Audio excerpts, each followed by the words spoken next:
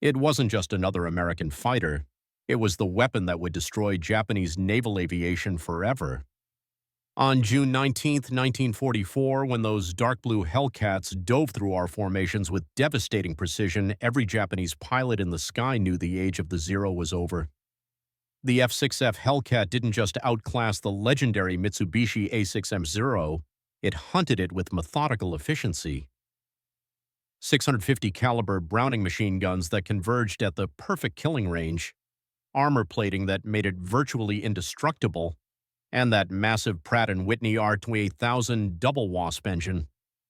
2,000 horsepower that could push the Hellcat to 380 mph and climb at over 2,500 feet per minute. What happened that day over the Philippine Sea wasn't a battle, it was an execution. In what American pilots would call the Great Marianas Turkey Shoot, the Imperial Japanese Navy lost approximately 480 aircraft while the Americans lost just 33 planes.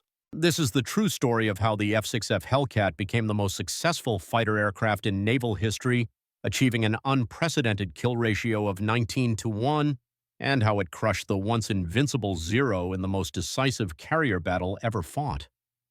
The path to this decisive day began on June 6, 1944, as Task Force 58 sorted from Majuro Harbor in the Marshall Islands.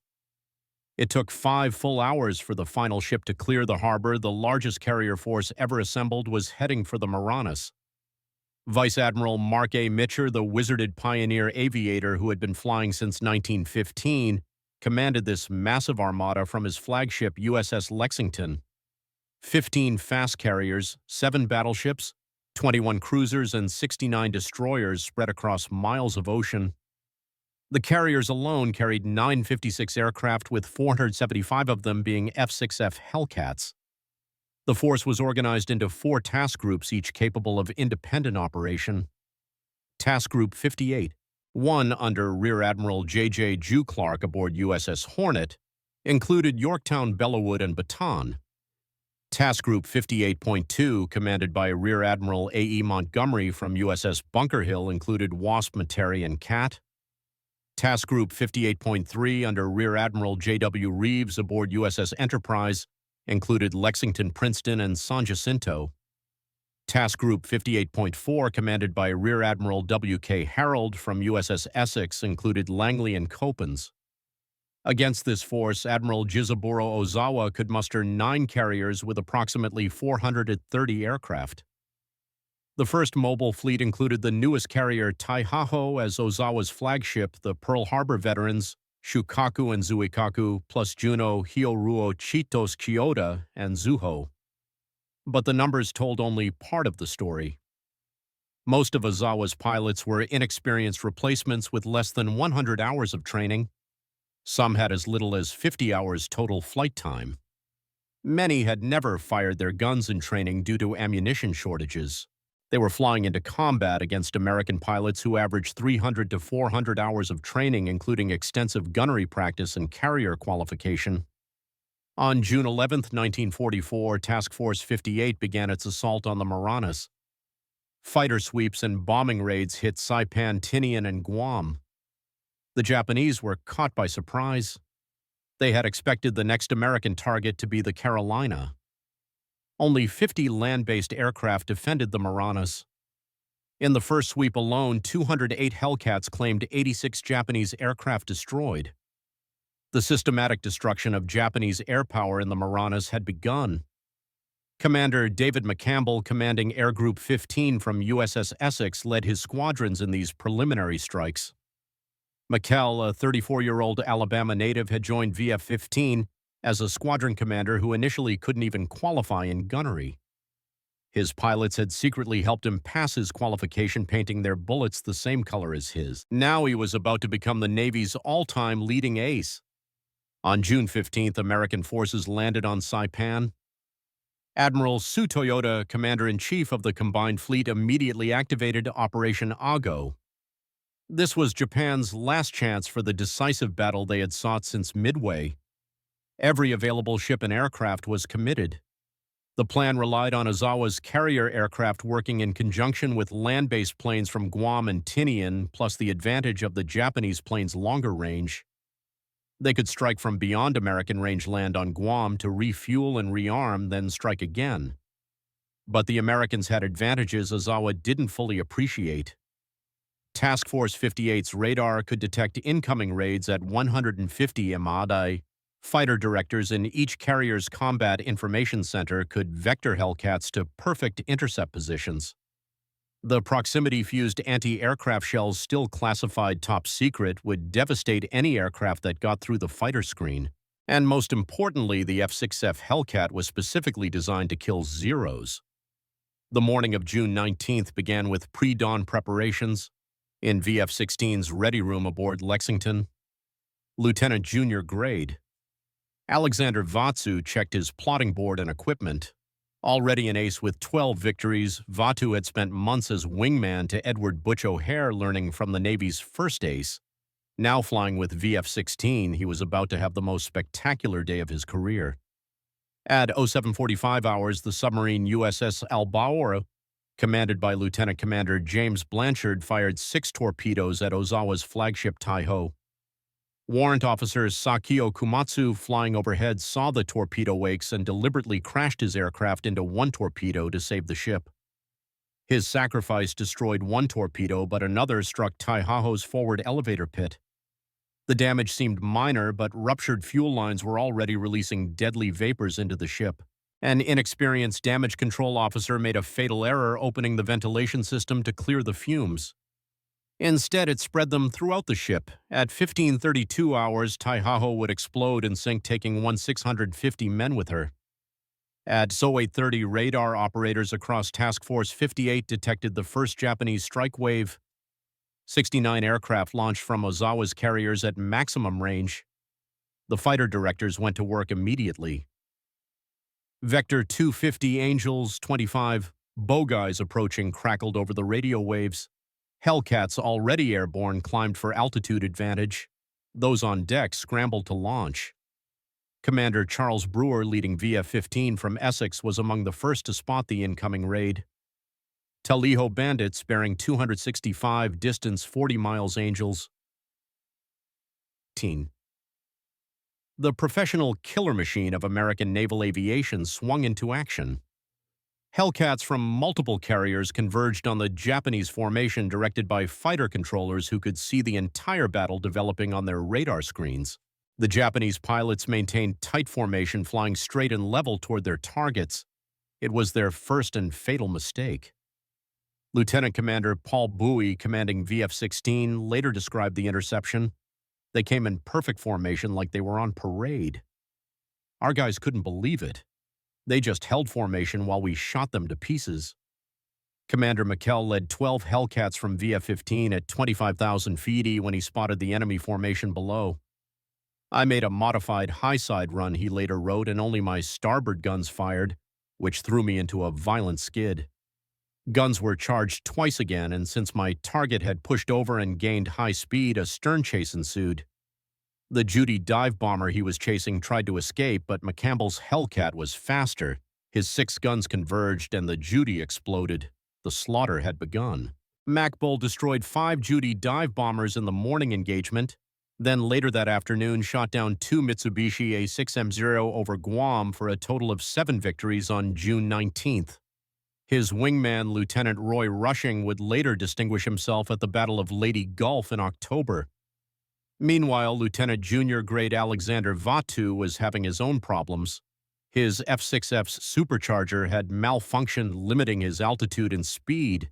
Unable to keep up with his squadron, he led his division back toward the task force.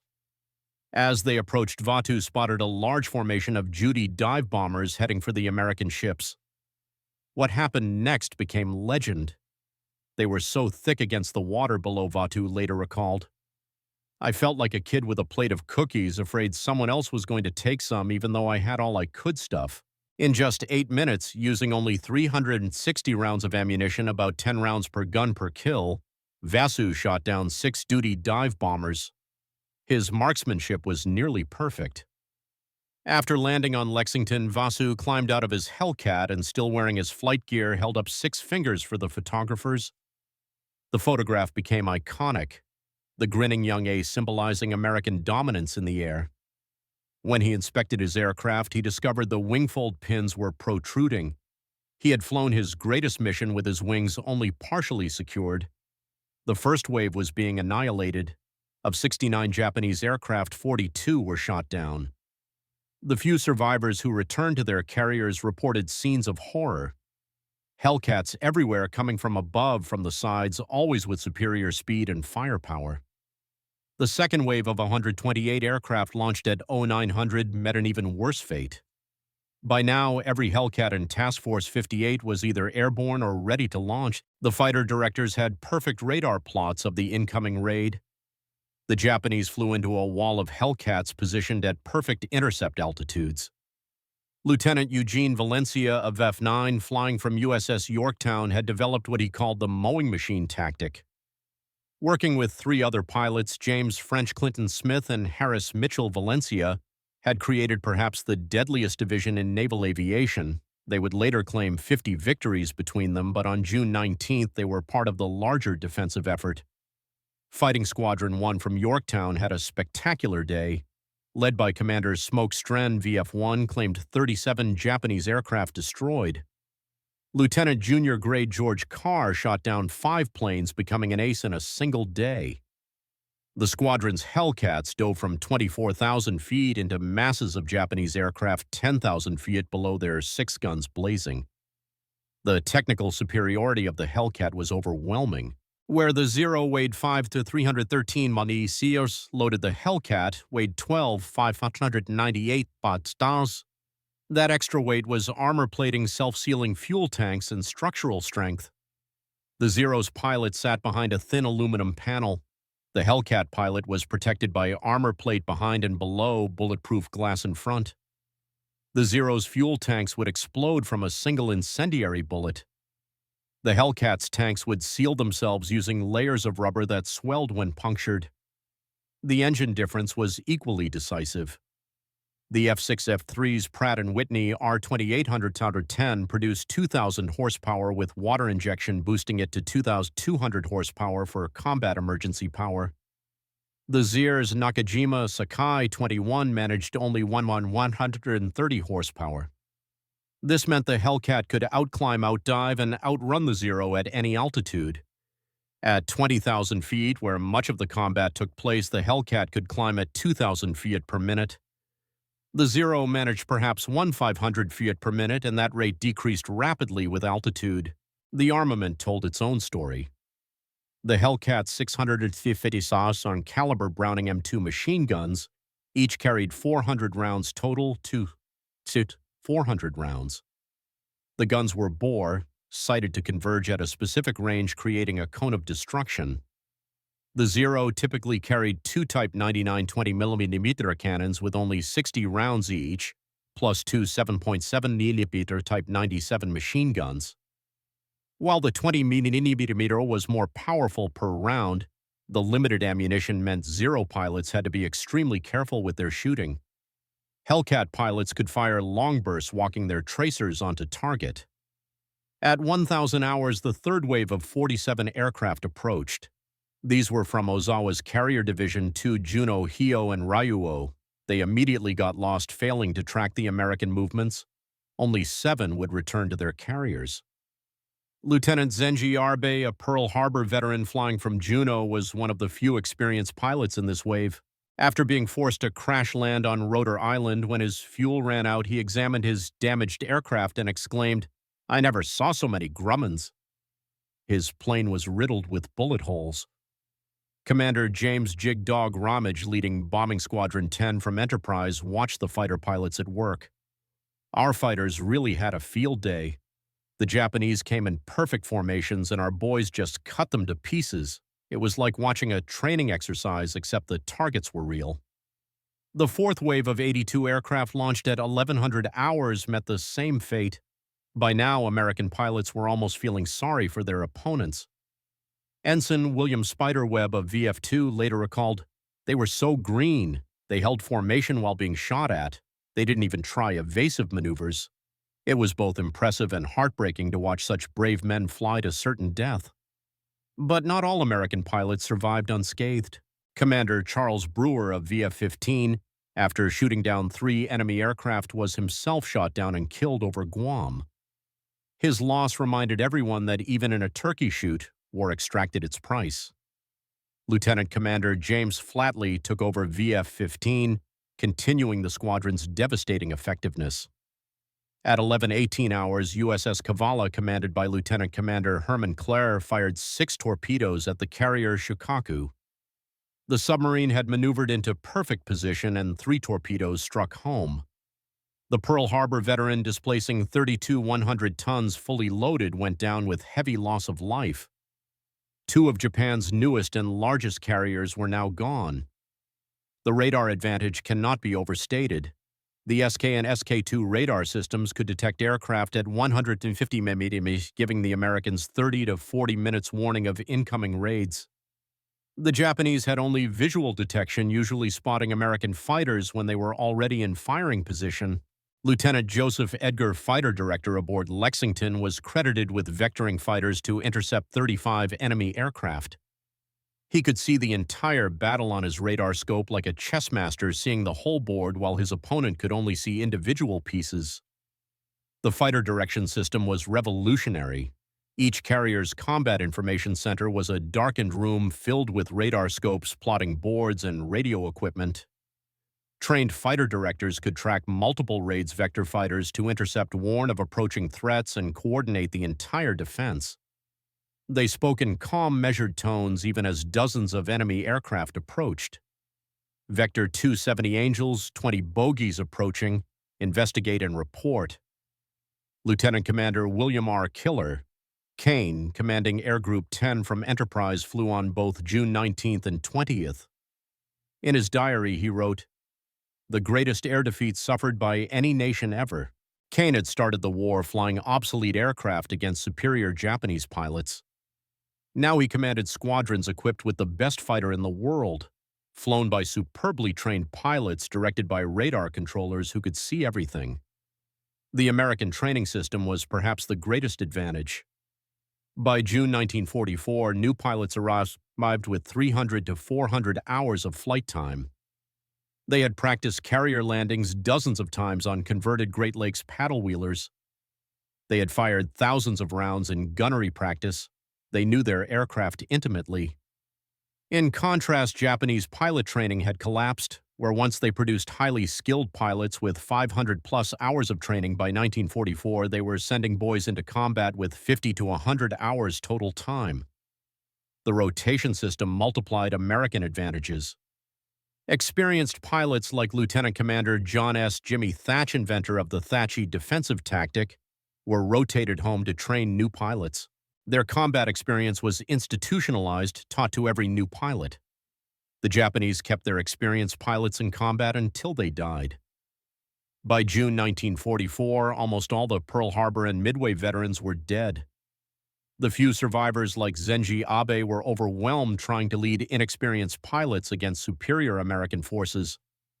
The communications advantage was crucial.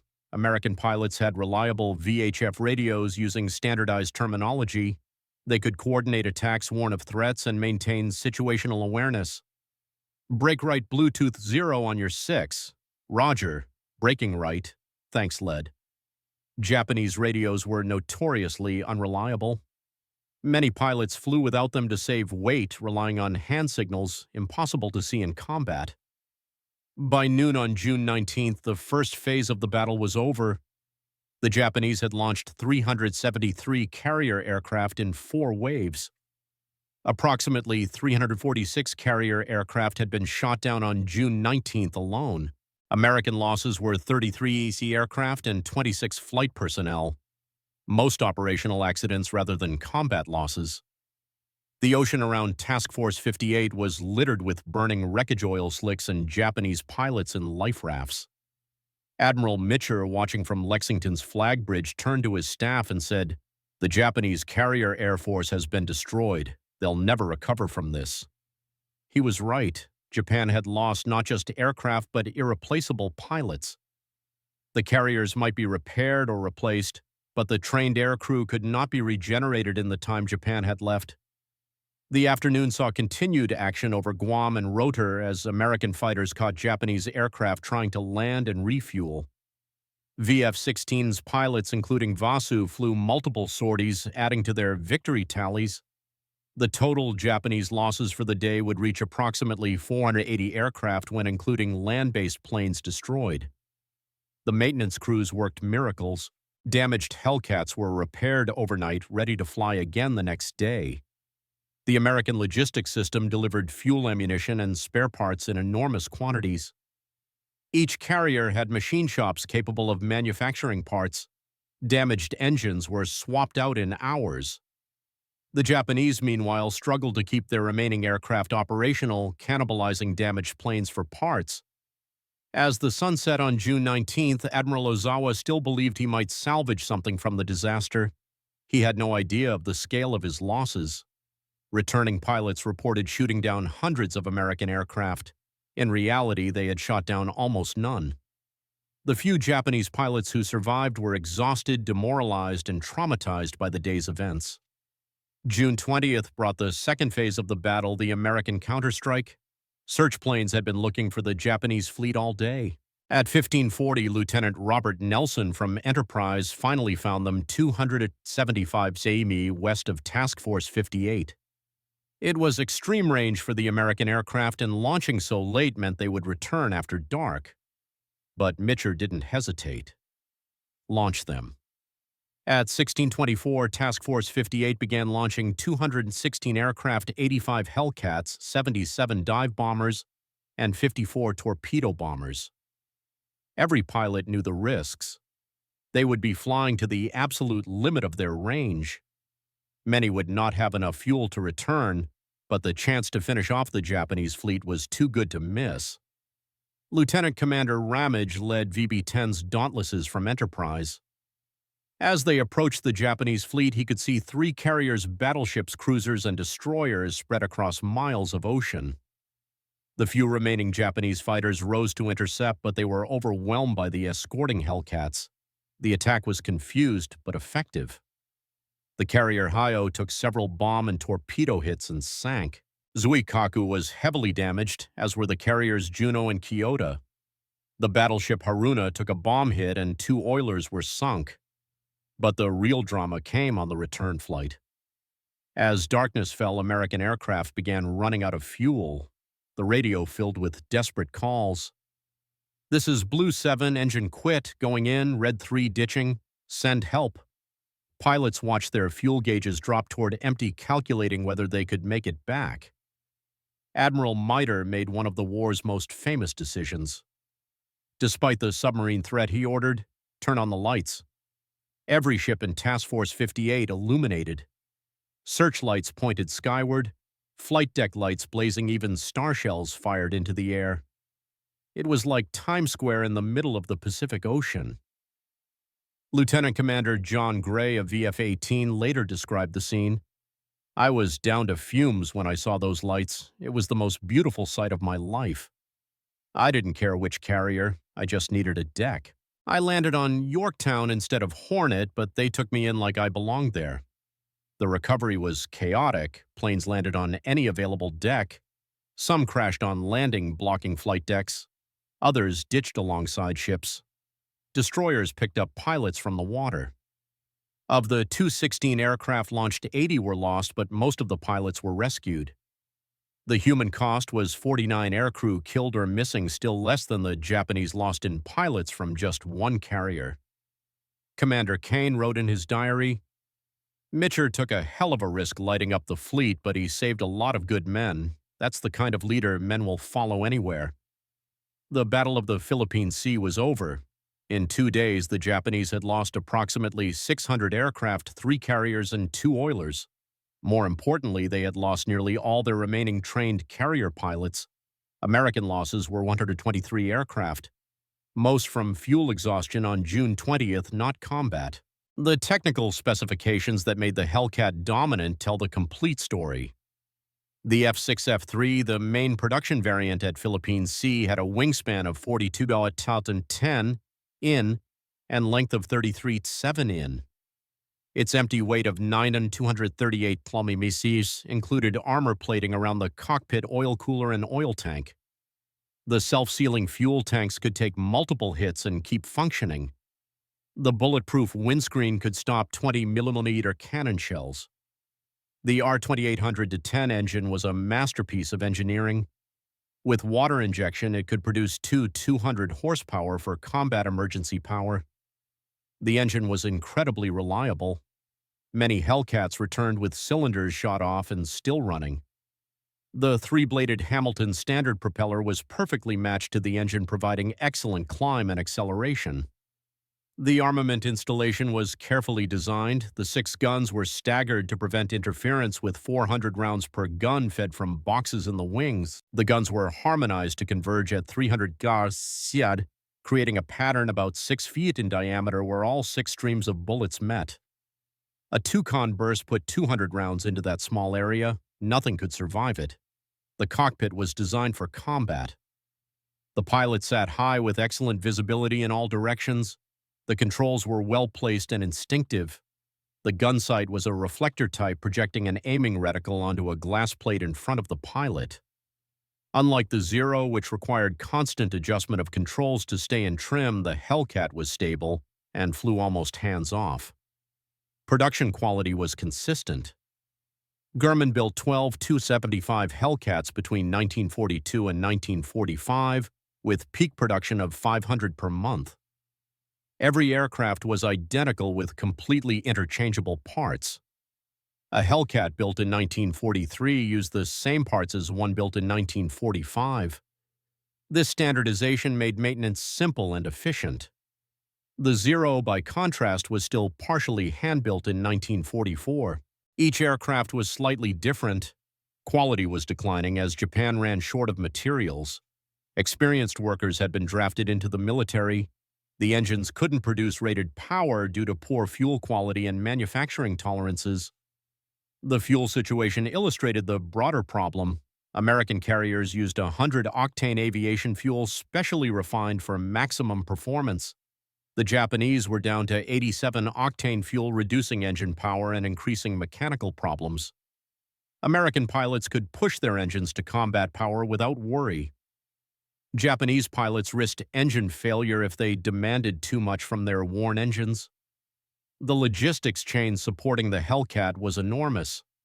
Fleet oilers brought millions of gallons of fuel.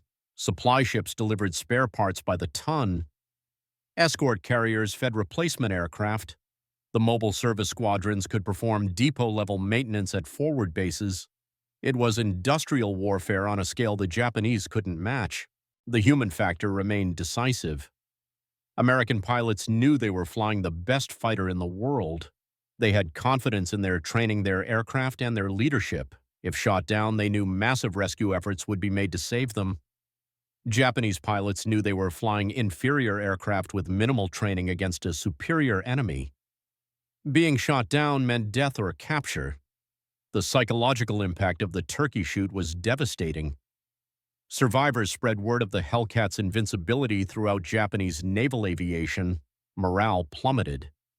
Many pilots began viewing missions as suicide runs even before the formal adoption of kamikaze tactics. The Hellcat hadn't just defeated them physically, it had broken their spirit. Post-war analysis revealed the true scale of the victory. Japanese records confirmed American claims were actually conservative. In many cases, Japanese losses were higher than reported.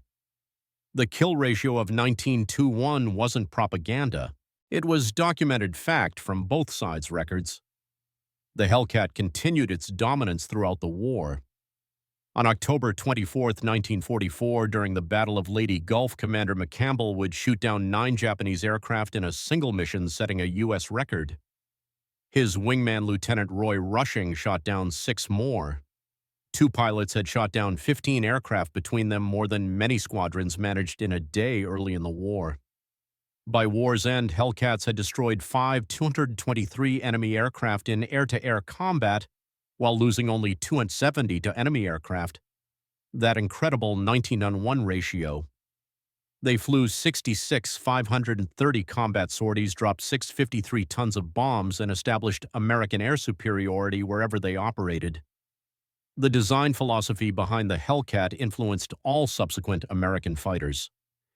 The emphasis on pilot protection, heavy firepower, and robust construction became standard.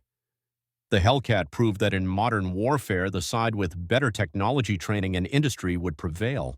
Looking back, the Great Marianas Turkey Shoot was more than a battle.